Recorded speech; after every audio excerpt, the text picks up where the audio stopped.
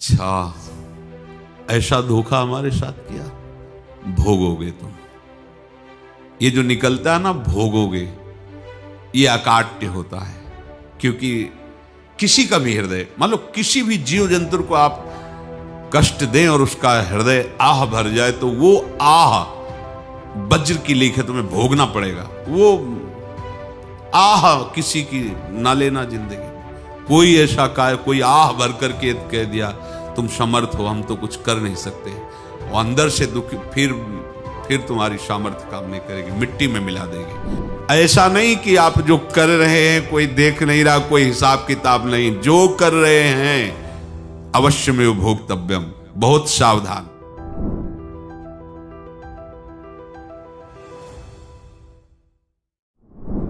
जीव स्वयं नित्य निरंतर कर्मों के जाल को रच रहा है और अपने आप को बांध रहा है। आपको मुक्त होना है, बंधना नहीं है। जीव का जन्म कर्मों के अनुबंध से होता है, कर्मों के बंधन से होता है, और उसको अपना ऋण चुकाना होता है। कर्मानुबंध ये बहुत सूक्ष्म विषय है। जैसे आप जिस परिवार में जन्म लिए हैं, तो उस परिवार के लोगों से आपका ऋण है, इसलिए उसी परिवार में आप आए हैं। और ऋणानुबंध, उसको बिना चुकाए या बिना वसूल किए आप वहां से जाएंगे नहीं। आपको लेना है तो वसूल करना है, और देना है तो चुकाना है। ये पूर्व के जन्मों से निश्चित किया गया है। जैसे किसी के यहां पुत्र हुआ, जन्म से ही पैसा खर्चा शुरू हुआ, जो बड़ा हुआ तो उद्दंडता के द्वारा मार पूरे परिवार को क्लेश पर क्लेश देता चला जा रहा है। ये तुम्हारे कर्म का फल है। या ऐसे शक्तिहीन बुद्धिहीन ऐसे पागल पूरे जीवन सेवा करो, तुमसे अपना हिसाब चुकाने के लिए वो आया है। अब परिवार के जो सदस्य जुड़े आके, मतलब पत्नी आते ही पूरी हृदय में आनंद, परिवार में आनंद, और जीवन भर वो आनंद ही सुख देने के लिए उसका जन्म हुआ। वो अपना ऋणानुबंध मुक्त, और आते ही भयंकर क्लेश खड़ा कर दिया, बीच में दीवाल और झगड़ा वैसा, फिर अतरे दिन मारपीट शुरू, कलह अशांति, पूरा जीवन नरक हिसाब करने आए। यहां ऋण चुकाए बिना कोई जा नहीं सकता, ऋण चुकाना पड़ेगा। किसी का ऋण वसूल करना है तो किसी को ऋण चुकाना है, दोनों काम करने होते हैं। अनेक जन्मों में अनेक लोगों के साथ हमने जो बर्ताव किए हैं, अच्छे या बुरे, वो होंगे। अब किसी आदमी को हम जानते नहीं, अचानक मिला, अचानक टक्कर लगा और मार पीट गाली गुप्ता सब कर दिया, चुपचाप सह लो। क्यों? ये आपका हिसाब है, पूर्व का हिसाब। हमारा उससे कोई द्वेष नहीं, कोई संकल्प नहीं। अचानक घटना घटी और हमसे द्वेष करने लगा, हमें पीटने लगा, हमें गालियां दे, ये हिसाब है, चुपचाप सह जाओ। अपने घर का भाई ही भारी दुश्मन बन गया और क्लेश, हिसाब है। एक प्रभुदत्त ब्रह्मचारी जी की वाणी में पढ़ा था, एक महात्मा जी भ्रमण करते थे, तो उस समय असरफियां चलती थी, मोहरे असरफियां, तो उनको भेंट में देते लोग। तो या तो ठाकुर सेवा में लगे तत्काल, या संत सेवा में तत्काल लगे, उसका संग्रह करके डोलना ये ठीक नहीं है। बैरागी के लिए सिद्धांत में ये ठीक नहीं है। तो जब 2, 4, 6, 8 ऐसे मोहरे हुई, तो उन्होंने विचार किया कि और भ्रमण करके जब काफी मोहरे हो जाएंगी तो प्रयागराज में जब कुंभ पड़ता है, एक बार पूरे सब अखाड़े के संतों को, अलग अलग संप्रदाय सब संतों को बुलाएंगे और सबको पवाएंगे। अब साधु है तो यही विचार करेगा, और क्या विचार करेगा। तो उन्होंने ऐसे डंडा बनवाया, बेंत, जो ऊपर से चूड़ीदार और भीतर पोला, और मोहरे उसमें डालते गए। और भ्रमण, जहां जहां श्रद्धालु भगत थे सबके यहां जाना, और इच्छा रखना कि एक मोहर तो दे दे दक्षिणा में। कामना कोई भी हो वो बांधती ही है, ध्यान रखना। इसीलिए प्रभु जो चाहे वो करे, अपनी चाह नहीं रखनी चाहिए, अपनी चाह प्रभु की चाह में मिला देनी चाहिए।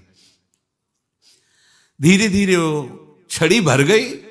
भ्रमण करने वाले महात्मा चूड़ी लगाई, इंतजार करते रहे। जब प्रयाग का कुंभ पड़ा तो चले। तो रास्ते में एक गांव में पूछा जाता है, जैसे कहीं रुको कि कोई श्रद्धालु ऐसा है जो संत सेवी है। तो कुछ लोगों ने बताया, हाँ एक परिवार है बहुत संत सेवी है और आपको मिलाते हैं उनसे। आइए महाराज, घर में रुका। खूब अच्छा हलवा पूड़ी पवाया और जो घर के मालिक थे चरण दबाए। चरण दबाते दबाते उनकी दृष्टि पड़ी उस डंडे पे। इतना मोटा और ऊपर से कुछ चूड़ी सी भी नजर आ रही, इस डंडे में तो कोई रहस्य है ही है। अब महात्मा जी को खवा पिला के सुला दिया। महात्मा जी जब सो गए तो पत्नी से धीरे से कहा, वो डंडा लाओ बाबा जी का। डंडा, वो चूड़ीदार जो ही खोला पलटाया तो सैकड़ों मोहरे। ऐसे संत रोज पधारे भगवान, तुम आनंद हो जाए फिर क्या। पत्नी से कहा, नाप के कंकड़ लाओ।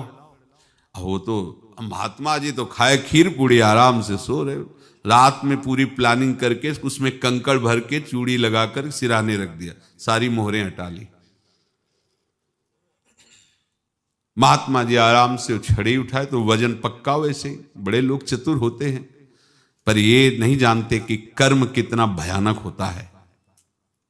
और उनकी कोई संतान नहीं थी, पर धन में इतना प्रेम उनको था। बहुत सावधान। साधु महात्माओं के पास जो अर्थ है, गृहस्थी अगर आता वहीं से है, पर अगर उसको जोर जबरदस्ती या किसी छल कपट से, तो वो उसका विनाश ही करता है। आज तक का प्रमाण है। अब उनको ये भाव पता नहीं होगा, या पता होगा तो लोभ के कारण वो उसको मान नहीं पाए होंगे। महात्मा जी गए प्रयाग में, किसी अखाड़े पर रुके और वहां प्रार्थना की कि कल जो है संपूर्ण अखाड़ों का निमंत्रण किया जाए और सब संतों को भोग पवाया जाए और उनको दक्षिणा भी दी जाए। महंत ने सोचा कि बहुत बड़ा है तो उत्सव है, क्योंकि प्रयाग में कितने हजारों संत महात्मा सब। तो उनका महाराज बोरों इसमें चीनी और टीनों घी लगेगा, सब व्यवस्था। बोले आप मंगाइए, एक एक हिसाब हम करेंगे, हमारे पास सब व्यवस्था है। बोले कुछ तो पहले दे दो, वो इकट्ठे देंगे हम। उनको था कि अगर हम छड़ी खोला और दो चार मोहरे दी, किसी को पता लग गया तो गड़बड़ हो सकती। बोले हम भंडारे के समय आखिरी में सब कुछ आपको दे देंगे। ठीक है। वो अपने पास से पैसे लगाकर खूब जितना सामग्री सब लाए, लाखों की, और सब संतों को निमंत्रण कर दिया। संत जन निमंत्रित हो गए, भंडारा बन रहा है। तब वहां के महंत है और उनका देखो भंडारा भी बन रहा है, संतों को निमंत्रण। अब आप अर्थ की व्यवस्था कीजिए, क्योंकि इतनी बड़ी हमारी सामर्थ्य नहीं थी जितना हमने किसी तरह हमने व्यवस्था की। अब मुझे अर्थ चाहिए, तभी आगे की व्यवस्था बढ़ेगी। संतों को दक्षिणा देंगे और जिनसे अर्थ लिया उनको दे। देखो रसोई बन गई है सब। उनका छत में विश्वास नहीं तो ये अभी चूड़ी खोली। उनको तो था ना कि मोहरे हैं, कंकड़। तो अब जैसे कितना उनको सदमा लगा होगा। हजारों संतों का निमंत्रण, रसोई बन, मतलब संत हो के छल कपट। तो उनका महाराज आपने तो हमारा नाश कर दिया, जो महंत थे। अब बताओ रसोई बन गई, संत निमंत्रित हो गए और आप ये कंकड़ दिखा रहे हैं हमको। आपने तो हमें बर्बाद कर दिया, हमारी इतनी सामर्थ्य नहीं थी, आप पहले बता देते। संत होकर ऐसा छल कपट। अब वो बोले तो क्या बोले, क्योंकि उनको पता था कि मोहरे हैं इसमें। अंदर से उनका चिंतन गया उसी सेठ के पास, अच्छा ऐसा धोखा हमारे साथ किया, भोगोगे तुम। ये जो निकलता है ना भोगोगे, ये अकाट्य होता है। क्योंकि किसी का भी हृदय, मान लो किसी भी जीव जंतु को आप कष्ट दें और उसका हृदय आह भर जाए, तो वो आह वज्र की लेख है, तुम्हें भोगना पड़ेगा। वो देखो भीष्म जी को भोगना पड़ रहा है ना। सांप को ऐसे धनुष की नोक से उठाया और बंबूल के कांटों के ऊपर फेंक दिया, कई दिन तक शेदा हुआ, वो आह भर करके मरा। तो आपको 6 महीने बाणों की सैया पर आह किसी की ना लेना जिंदगी में। कोई ऐसा कोई आह भर करके कह दिया तुम समर्थ हो, हम तो कुछ कर नहीं सकते, और अंदर से दुखी, फिर तुम्हारी सामर्थ्य काम नहीं करेगी, मिट्टी में मिला देगी। फिर ये तो संत थे और भगवत आराधना के लिए, संत आराधना के लिए ही ऐसा किए हुए थे। अब इनका कैसे मुंह दिखाएं, अब क्या करें। सुबह संत जन आएंगे, सबके बीच में हमारी कि देखो इन्होंने, अब क्या करें। गए और संगम में जाके छलांग लगाई, अपने प्राण त्याग दिए। अब उनके तो पास मोहरे थी और व्यापार बढ़ा, और 9-10 महीने बाद ही लड़का हुआ। अब तो उनको कि संत फलीभूत हो गया। देखो व्यापार चल रहा, लड़का नहीं होता था, लड़का भी हो गया, बड़ा आनंद छा रहा है। जब से वो प्रकट हुए और धन की वृद्धि शुरू हो गई, पढ़ाई लिखाई में उनके खर्चा हुआ सब, बस बीमारी शुरू हो गई उनके शरीर में। अब उसमें पैसा जाना शुरू हुआ।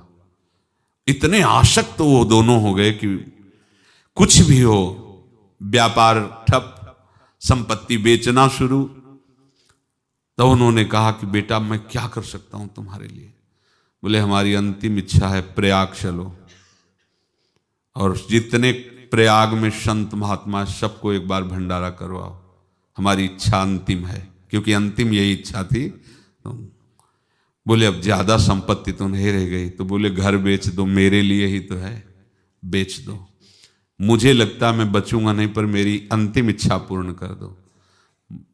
घर बेच दिया, जेवर बेच दी। वहां गए, जब संत सेवा की तो बोले मुझे संगम तक ले चलो। संगम तक ले गए और बोले समझे तुम चुराए थे और हमने उसको छीना है, कुछ नहीं रह गया तेरे पास कुछ, अब केवल ममता और आसक्ति में जलकर मर और नरक प्राप्त कर। मैं वही महात्मा हूं जिसकी तूने मोहरे ली थी, शरीर छोड़ दिया। महात्मा को जन्म लेना पड़ा और इनको दुर्गति भोगनी पड़ी। ऋणानुबंध होश में, ऐसा नहीं कि आप जो कर रहे हैं कोई देख नहीं रहा, कोई हिसाब किताब नहीं, जो कर रहे हैं अवश्य में भोक्तव्यम, बहुत सावधान। अनेक जन्मों में अनेक लोगों से जो कुछ लिया दिया है, इस लेने देने को मिटा देने के बाद ही तुम मुक्त हो गए।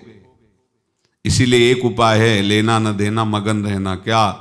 मालिक को समर्पित हो जाओ, मालिक को अपना माना हुआ समर्पित कर दो, खत्म।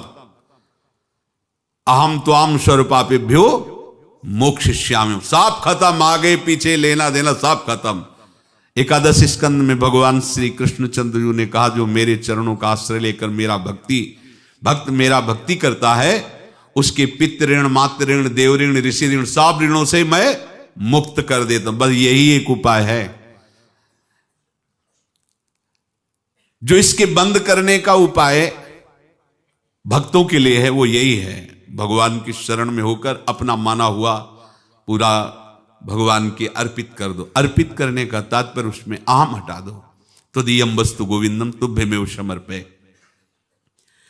जिनसे तुमने सेवा करवाई है उनकी सेवा करनी पड़ेगी, जिनसे तुमने जो कुछ लिया है उनको देना पड़ेगा।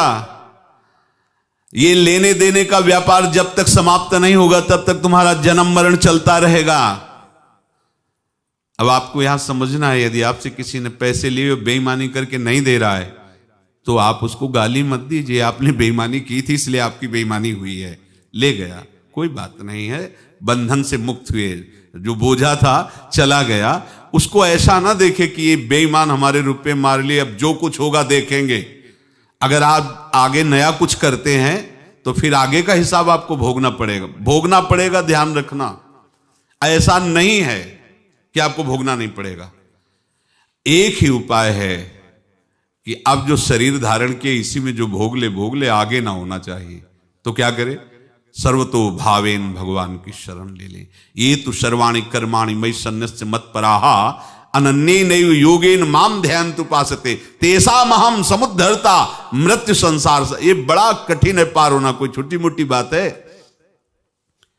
एक महात्मा बाल्यावस्था से भजन करते थे, शालिग्राम भगवान पास रखते थे और उन्हीं की आराधना करके बस पाठ नाम जप और भ्रमण करते थे। यौवन अवस्था थी, गंगा जी के किनारे अपने ठाकुर को विराजमान करके स्नान करने के लिए कपड़ा ही उतार रहे थे कि 90 लोग आ गए, भाला तलवार सब ले, मारो मारो इसको मारो, घेर लिया। तो उन्होंने हाथ जोड़कर कहा हमने क्या अपराध किया, कोई सुन ही नहीं रहा। तो उन्होंने कहा मार तो डालोगे ही आप 90 लोग, हम कोई अस्त्र शस्त्र तो लिए नहीं, एक बार हमें गंगा में डुबकी लगा देने दो और अपने ठाकुर को स्नान करा देने दो, फिर इसके बाद आप मार देना। भगवत इच्छा से वो लोग रुक गए, स्नान किया और अंदर से प्रार्थना की, प्रभु ये क्या लीला है आपकी, आपके सिवा मेरा कोई है नहीं और ये मुझे मारना चाहते हैं। तो भगवान ने जानते हो क्या कहा उनके अंतर में, तुम मेरे में ध्यानस्थ हो करके शरीर को छोड़ो, ये लोग मारेंगे, ये मेरे भजन का फल है कि तुम्हें 90 जन्म नहीं लेना पड़ेगा, एक ही जन्म में 90 मिलके, तुमने 90 हिंसा की थी पूर्व में, तो तुम्हें 90 बार जन्म लेना होता और एक एक करके मारते। ये मेरे भजन का प्रताप है कि एक बार में ही 90 का हिसाब हो जाएगा। तुम आंख मूंदो, मेरे ध्यान में मगन रहो, मेरे प्रताप से तुम्हें कोई चोट नहीं होगी और स्वाभाविक मूर्छावस्था में प्राण तुम्हारे छूट जाए। ऐसा ही हुआ, ऐसा हुआ। तो ये बात समझ लो कि ये जो कर्मानुबंध है, ऋणानुबंध है।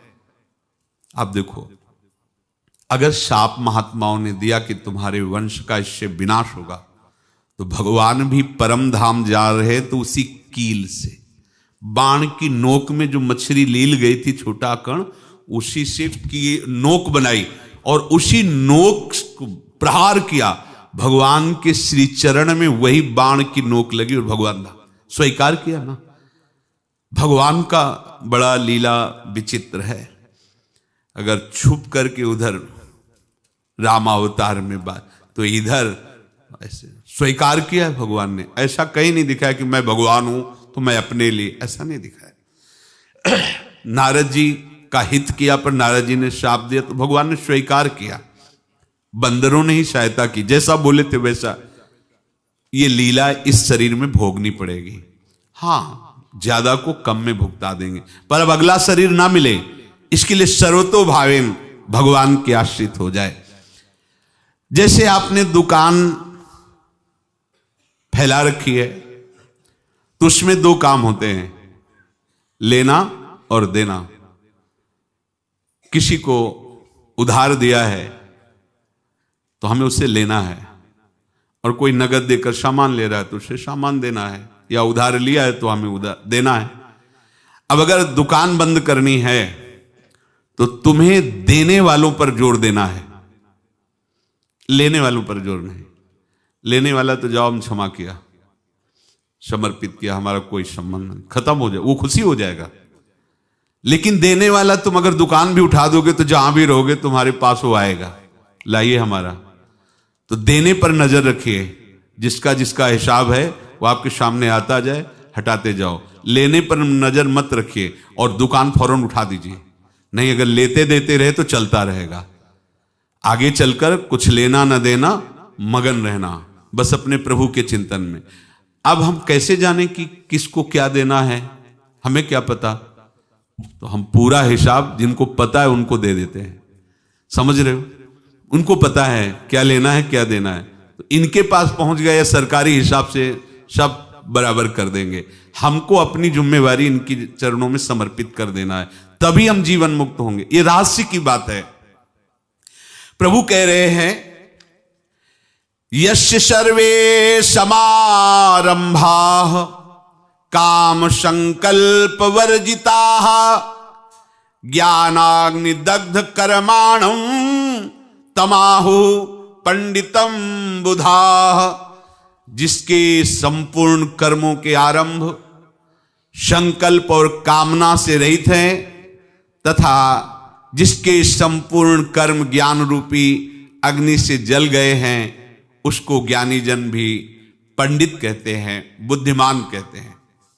पूज्य श्री भाई जी महाराज कह रहे हैं जैसे वहां ज्ञानाग्नि से दग्ध कह रहे हैं, तो अपने वृंदावन वासियों का प्रेमाग्नि से सब कर्म संस्कार दग्न होते हैं।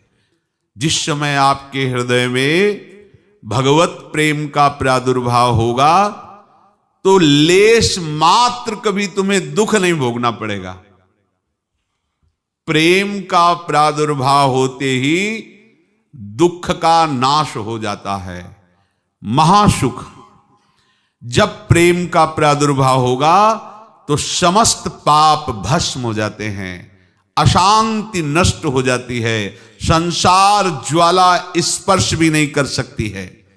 जब भगवत प्रेम का प्रादुर्भाव होता है तो हो सकता है उस उपासक के जीवन में दुखों का पहाड़ टूट पड़े, परिवार खिलाफ, शरीर रोगी, अव्यवस्था, बहुत बहुत कुछ, सब कुछ। कह रहे हैं इतना सब होने पर भी उसके हृदय में कोई भी दुख नहीं होता। ऐसा सामर्थ्यशाली भगवत प्रेम है। भगवान के चरणारविंद का जिसके हृदय में प्रेम है, भारी से भारी दुख भी उनको विचलित नहीं कर सकता।